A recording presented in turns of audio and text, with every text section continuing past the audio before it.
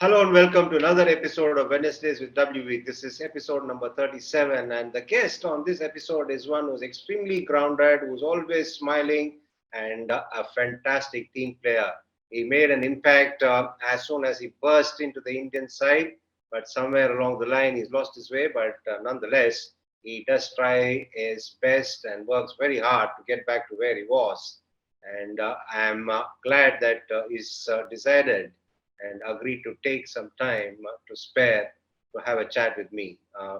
My guest on this episode is none other than Mayank Agarwal. Mayank, how are you doing? All well? All well. How are you, sir?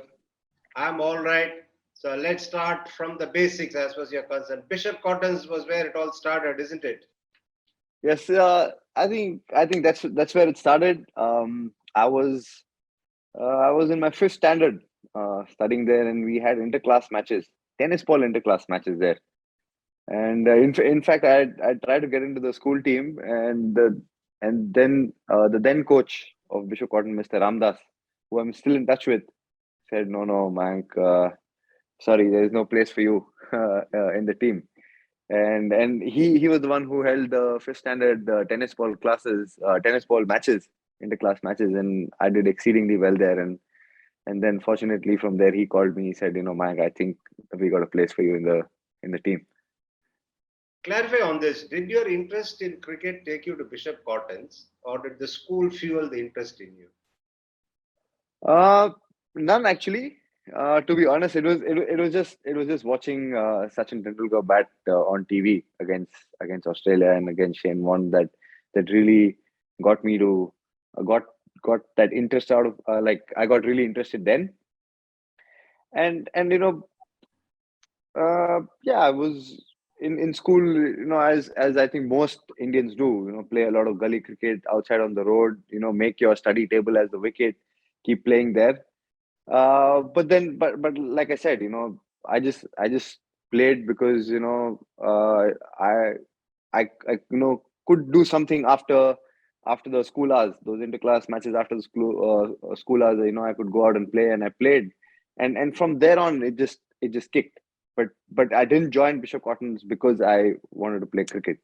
No, I've always said that I wanted to be an Air Force pilot. So those like I think I can say that cricket just happened for me. Okay, you're still flying high. It doesn't matter, even though you're not Air Force pilot. Anyway, the reason why I asked you about Bishop Cotton was that there are a lot of former Cottonians who've gone on to do extraordinarily well in cricket, isn't it? Yeah, no, we have a rich history in cottons. We really do have a rich history, and not just in cottons, in Karnataka as well. So that it's something that we're really proud of, and really happy to be a part of that. At what stage did you approach RX Murli to guide you? When did this happen? This happened in 2015, so it's been about 8 years that I've worked with him. In fact, our story is very intriguing in many ways. Uh, I was I, I was part of the Ranji Trophy setup. I used to be in and out of the team. Then you know I was looking for some help to just better my game, better my skills, so that I can go on and play higher grade of cricket. And I was looking around. I asked around a few people. I didn't get the response. And one fine day, out of the blue, Arixa called me, and he's like, Mayank, I just want to speak to you about your cricket. So I said, sure, sir. I am somewhere looking at having, or getting some personal coaching, getting some assistance. And he told me, he said, Mike, all that apart, I'm not interested in, you know, I'm not interested in picking up the phone, calling you and speaking to you straight up for anything like that. He told me, he said, Mike, you've played under 19 cricket, you've been, you were the highest run scorer, you've played under 19 India. Whenever you play for Karnataka, you've got tons and tons of runs. And it's just sad to see, you having a bit of up and down seasons and in and out. So he said, you've been a prolific run getter. So what's going wrong? Is there anything that that is bothering you, or is there anything that I could help you with? So I said, okay, fine, that's fair, sir. Why don't we meet, sit and talk, and take it forward? So that's how we started working, and I would say it is destiny that it happened then in 2015, and after that I think we clicked so well that I've been training only with him. Yeah, it was not easy. By your own admission, it was up and down, and then came the triple hundred. That was the turning point in your career, obviously. Yeah, it really was. Uh, in what do I say? Like in the sense that even the previous seasons, when I played the Dilip Trophy, I got a lot of runs, and then the next season in the Ranji Trophy was just there and thereabouts. And then, like you said, came the triple hundred. But or just before that game, let me say, I'd got two zeros against Hyderabad. So it was a I didn't glorious want to moment. remind you of that. But those are things that are very hard to forget, because when you're in that moment, and you're probably playing your last game, and it's pressure. You know that as a sportsman, you know that you don't have much time left. And I remember we played a game. I went back to Bangalore. I had a couple of sessions with Arik sir. We worked on the skill aspect as well, but we worked a lot mentally in trying to prepare, and see if there is things that need to be changed, or need to be tinkered. So we just work on that a little bit, and then came that game, and I knew that if I can get set, I have to make it big, and I must credit Vinay Kumar for that. I think him and the team management then gave me that extra chance, and that was when I capitalized, and I didn't look back. I think I got 1,000 runs in a single month after that. I was getting to that. Then there was a phase where you got runs for fun. Must have seemed cricket was too easy then. uh, no, it felt great. I don't think you can plan for something like that, to score 1,000 runs, 1,000 first class runs in a single month. You don't plan for something like that, but the thing is, the sport is such a leveler. You could be down, like I was 4 games back then, and then you get that one big knock, and for a fact, as a batsman, that when you are in form, or when you hit that patch, you just got to make it big, and that's something that I really focused on. And even though I got a triple hundred, I kept working hard, because I know the flip side of it is not a good place to be in. Despite the kind of runs that you churned out in a short span of time, the system taught you patience, isn't it? You had to wait for your national call up. Well, sir, I'll be very honest. I am a little spiritual in that sense. I said, in the sense that I look at it differently. I said, for me, I believe each sportsman, each person has a different journey. Some might get a break early on, in their career, at 18s, 19s, 20s. Some like me get it late. When I played India, when I think I was 27 and a half, almost 28, in December 2018. So I I think it's I wouldn't look at it from the system's point of view. I would just look at it, in each person or each sportsman has a different journey, and it's very, very important, to just understand and look at your own journey, and not compare your journey to somebody else's. And it can be, it isn't easy emotionally, to see all the things that is happening around you, but just to understand that that is what you're going through. This is your journey. It's going to be very, very different from uh, the person who's right next to you. But the key I think would be to just focusing on what you need to do, what's next for you, and what's going to get you better. And I think, this journey, like you said, this journey has taught me patience, has taught me, uh, has really taught me to continue to doing what I need to do.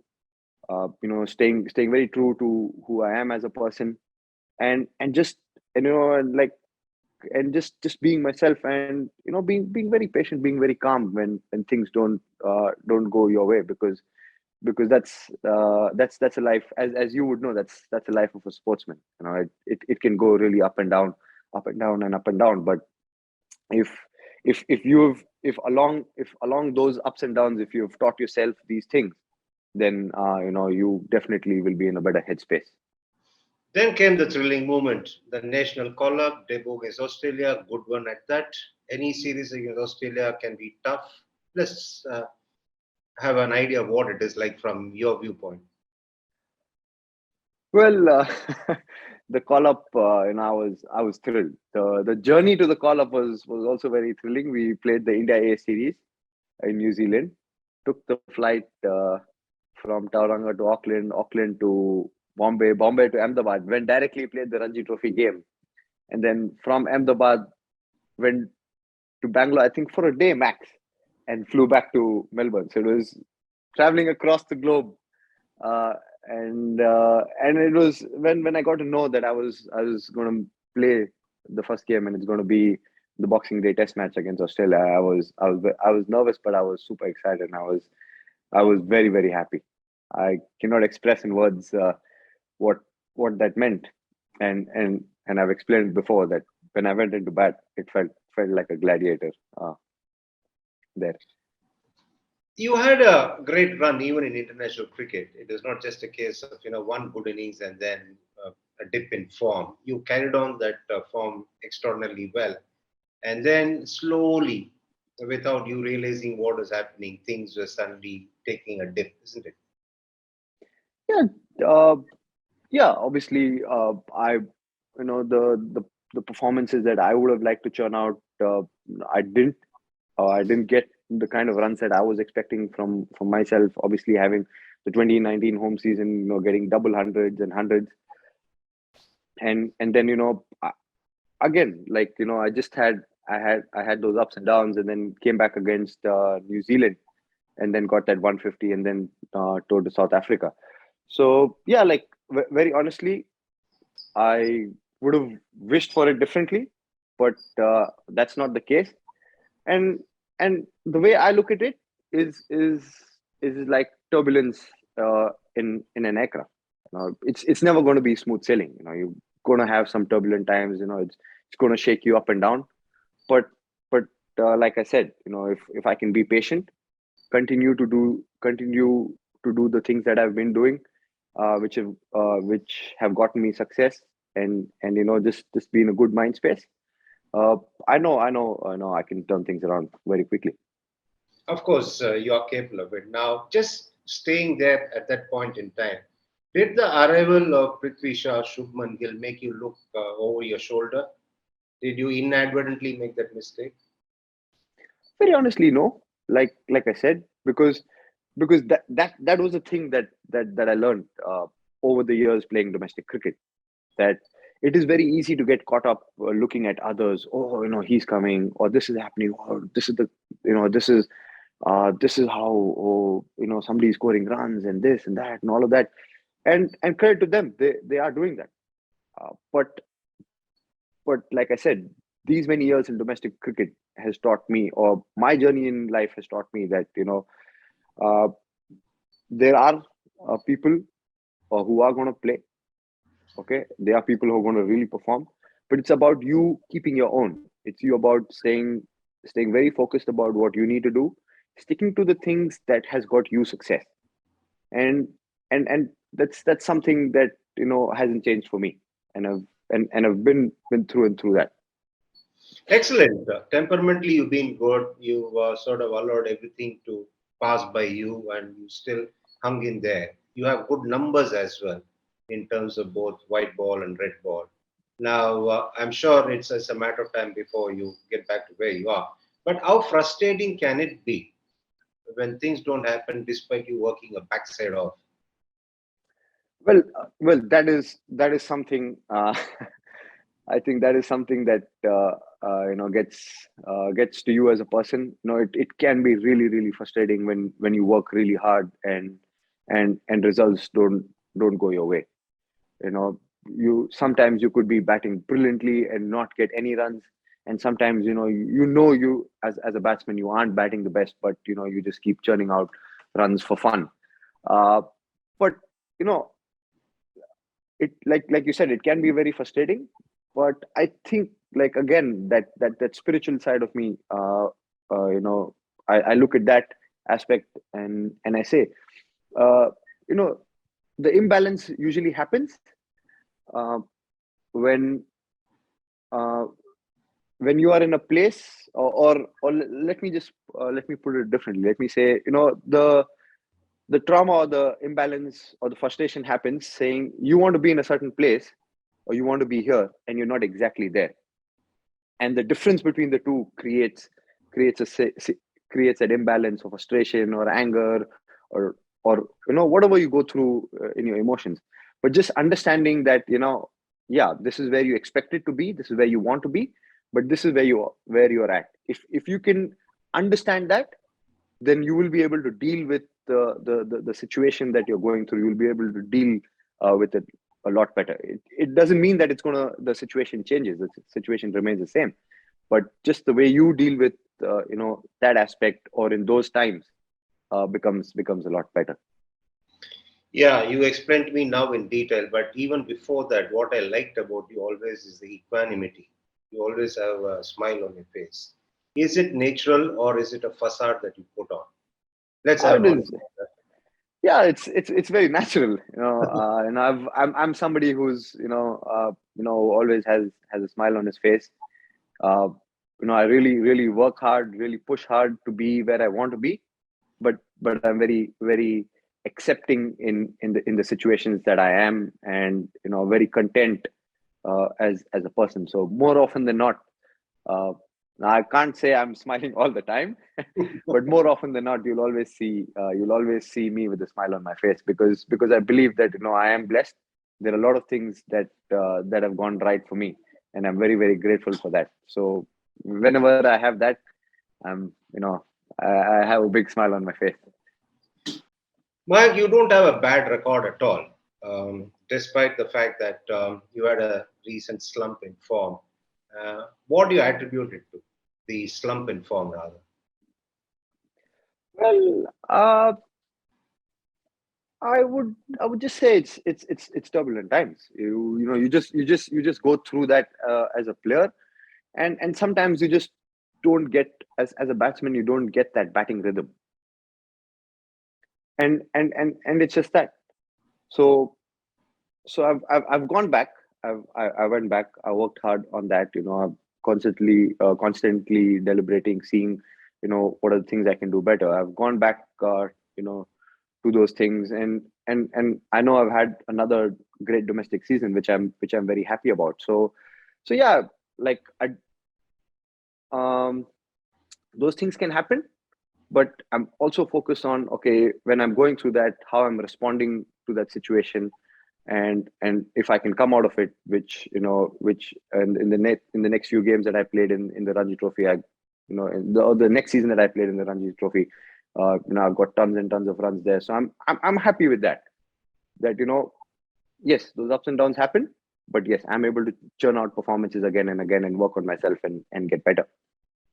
For the benefit of all those batters out there who might go through this or who might have gone through this, let's hear from you. How do you balance this thing of keeping the strike rate, churning runs, consistency, keeping the form up, and also captaining the side? How does all this work out in a person? Well, it is easier said than done. You go through a lot of things. There's a lot of pressure, and there are a lot of information, and a lot of that stuff that happens. But if I have to simplify it, I would just say, understand who you are, understand your game, and then have the mental discipline to stick to your game. And And it's not necessary that when you do all of those things, or you, even though you follow a right process, it's not necessary that it produces results. And that's sport, and that's life. But then again, like I said, being patient in those times, and having that emotional intelligence to continue to doing those things, in my opinion, is is the key. Now, your omission in franchisee cricket, is it something that you volunteer, or is it something the team management does to give you a break to sort your thought processes out? Well, very honestly, I would say it's not my decision to make. It's a team management's decision to make, and I'm happy with whatever decision they make as a player. uh, I accept it. And and I always, like I said before, I always look at what's next. What can I do next? If I've been omitted, that's all right. That's my reality. What can I do to get better? How can I use today, or how can I use tomorrow to get better, to be where I want to be, and find ways to contribute, find ways to be an asset to the team, or be an asset in every situation possible. I asked that question to you specifically, Mayank, because I know you to be a fantastic team player. You are one who might even put the interest of the team ahead of your own interest. That's the reason I asked that question. Yeah, because sir, very very honestly, I believe this is my belief that we are playing a team sport, and we win as a team, and you lose as a team. And I I think that's the beauty of team sport. You could have a brilliant day individually, and if your team doesn't win, or if my team doesn't win, it doesn't give me as much satisfaction, because it's 11 people out there who are playing for you to win the game, but you're representing all the people in the squad. You're representing your support staff, your coaches, your team management, and everyone. So I think for me, that's the key. I would definitely pick winning games for the team, or winning a match over, or winning a tournament over anything and everything else, because I've experienced that initially, when in my first 2 years in Karnataka, we won treble, like we were back to back trebles we won. And that feeling of winning tournaments, that's something that stuck with me. And that happened when we won in 2018 in Australia as well. So that reiterated the fact. uh, I've always played for the team, but that again reiterates the fact that that feeling that you get when you win big tournaments is is something that that is very very special. And no I no personal milestones can come close to Not bad. The old man has got it right about you. that. Yeah, you're staying the course, which is fantastic. And you've also been really churning out a lot of hard work in the last couple of years. Not that you've not done it before, but sometimes a complete break can work wonders. Are you contemplating for a while? Not completely. A complete break from this game, no practice, no nothing, works wonders. Are you contemplating on it? Very honestly, I think a little differently. Like I said, for some people it does work, and for some people it doesn't. But the key I think is to find what works for you. Correct. For some people, just going back working harder, or not taking an off, might work better for them. And for some people it might just be that, listen, I really need to take a break. I need to go back, just refresh completely, stay away from the game, and that works for them. So I believe, accepting to all methods, uh, accepting to all methods. I just believe understanding yourself and knowing what would get the best out of you is the solution. If that could mean, if you need a break, you need a break.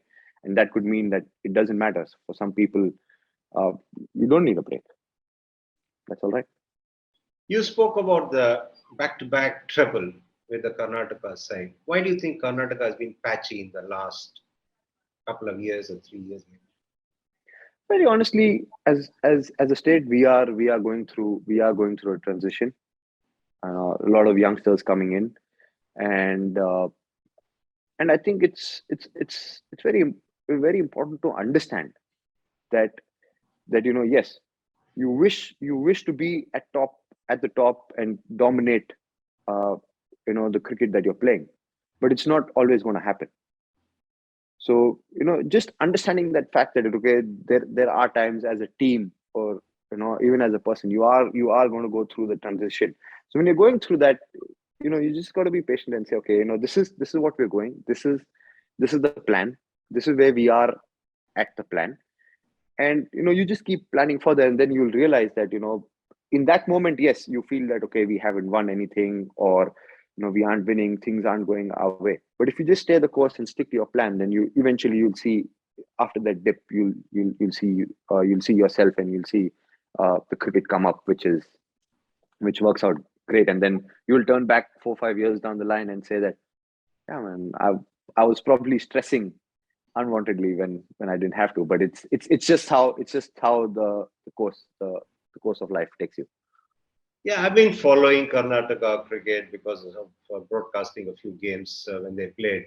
Fast bowlers are coming through, new crop is coming in. Do you see any talent in spin coming through as well in the junior level? Yeah, definitely. We have a lot of like you said, a lot of fast bowlers coming through. We have a lot of young spinners coming through, and not just young spinners, good all rounders as well. So spinners who bat really well. All fast bowling all rounders as well. I wouldn't like to take names because we've got 10, 15 of Good on them. you. I tend to think the same lines as well. Yeah, like like obviously, it's it's it's it's not just one or two players. That's a fact, that's a truth. We have those 10, 15 players, and it's so heartening to see that you have that many. It's a headache when it comes to selection, but but it's so heartening to see that there is so much talent, and there are people who are ready and wanting and ready to go. You're a young man. In such a short span of time, you've seen all there is to see. What has cricket taught you in life? What has cricket taught me in life? It's a million things, to be honest, sir. It's a million things. But like I said, the things that I would really uh, the top two three would be being patient, understanding yourself of who you are, and and then the emotional intelligence. Obviously you want to be where you want to be, but if you're not there, just bridging that gap by just accepting where you are currently is a massive thing. So it just keeps you in a happier state of mind, and then the everyone talks about the journey, just makes the journey more enjoyable. A recent unexpected development to your teammate must have delighted you. Karun getting a call up in the IPL franchise. Yeah, definitely. He's also somebody who works hard. You know, unfortunate uh, unfortunate for him to have missed out the or I would say just uh, he's had his rough times in the year in a year in the last year or couple of years, but delighted for him to be back, and very happy for him to be part of the IPL, and back to where he wants to be. What can the fans expect from you, or what can they look forward to in the coming seasons from Mayank Agarwal? Uh, Definitely, they will see a lot of passion, a lot of hard work. Somebody who goes out there, who gives everything he's got, and yeah, and that attitude of wanting to win every single time he walks out on the park is something uh, that I really look forward to giving. I play my cricket that way, and I want to continue to do that. And I know for a fact that the results will happen if I can just stick to doing these things. Talking of results, your team at SRH needs a lot of good results. Still in with a chance, isn't it? Definitely, no no two ways about that. Like you said, we the last game we played against Ara was a phenomenal game. was a phenomenal game. For us to win, win from that situation was really really nice.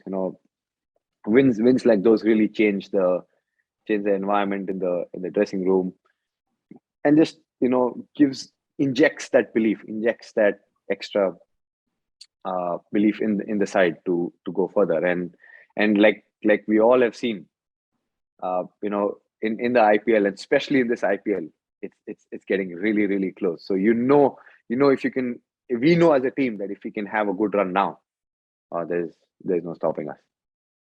Thanks a lot, Mayank. Thanks for your time. Despite you having to, have a lot of things to do during the IPL season. Thanks for turning up, and wish you all the very best.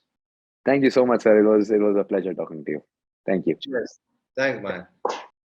One thing for sure, there'll be a lot of smiles around when Mayank Agarwal features in a conversation or when you see him, and that's exactly what you saw. But along with the smiles, he's also given you a lot of jumps. He's spoken a lot of things that many people would obviously be glad to hear about, because generally it's all a case of talking about generally known things or the cliched stuff. But Mayank is revealed a lot of things that not many knew about him.